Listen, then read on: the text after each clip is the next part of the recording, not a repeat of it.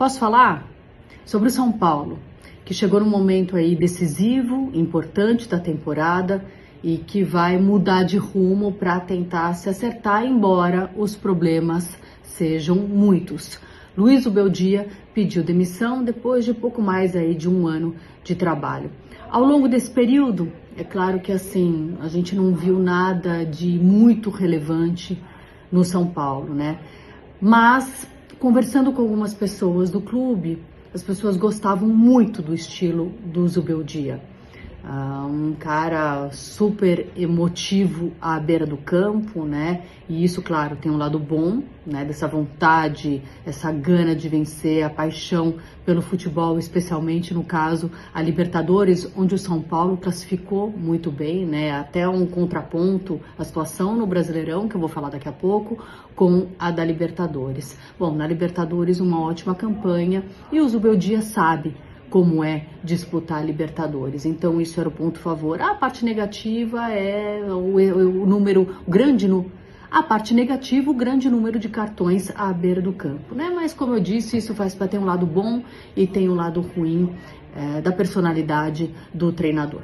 Luiz Ubeldia, como a gente chamava carinhosamente de Zuba, é o principal problema do São Paulo. Não é só esse o problema do São Paulo, né? O São Paulo precisa de reforços, tem contado aí com 2 jogadores, principalmente de 17 anos, 2 garotos, né? Muitos desfalques, muitos jogadores machucados, Caleri, um deles, o Lucas também, né?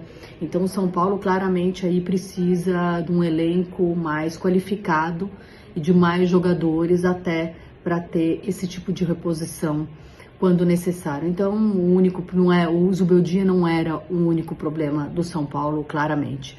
Além disso, o outro problema também é a condição financeira do São Paulo, né? Aí é o que está o problema para também ter um elenco com nomes mais qualificados, né? Ou um elenco melhor, com peças de reposição. E aí, falando um pouquinho de Brasileirão, o São Paulo, eu tô vendo aqui na internet, tem o pior aproveitamento em começo de Brasileirão desde 2021.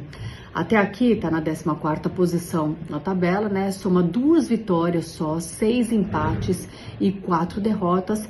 A derrota mais recente foi o 3-1 pro Vasco em pleno Morumbi, né? Então atingiu com esses números, é o pior início de competição desde 2021. Para complementar a situação do São Paulo no Brasileirão, já é algo, uma marca, sabe, repetição de padrão?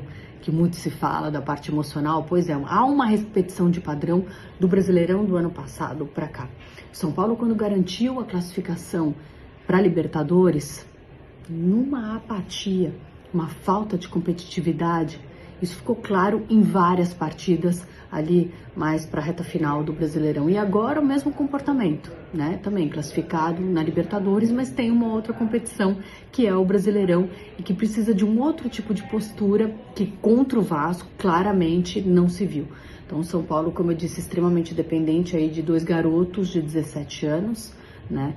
Talvez conversei com alguns são paulinos que para eles, assim, aí é que tá, a saída, o pedido de demissão do Zubeldia, para eles, assim, nem é a principal mudança, né, a mudança fundamental que precisaria no São Paulo. É claro que a gente já discutiu isso algumas vezes também no futebol, às vezes precisa, né, mudar aí um pouco o ar, né, dar um frescor novo, mudar as ideias, e eu acho que o São Paulo chegou nesse ponto, né, nesse momento. Infelizmente não dava mais para o Zubeldia continuar, mas são outras coisas, precisa de outros movimentos também dentro aí do São Paulo. E aí o São Paulo agiu rápido e para o lugar de Zubeldia contratou um técnico, deve anunciar nas próximas horas oficialmente o nome de Hernan Crespo, outro argentino, para assumir o comando do São Paulo. O Crespo estava livre no mercado, e o valor tem uma dívida, né, entre os dois, que também vai entrar aí nessa jogada, nessa negociação, né? São Paulo vai conseguir quitar essa dívida com o Hernan Crespo, que vem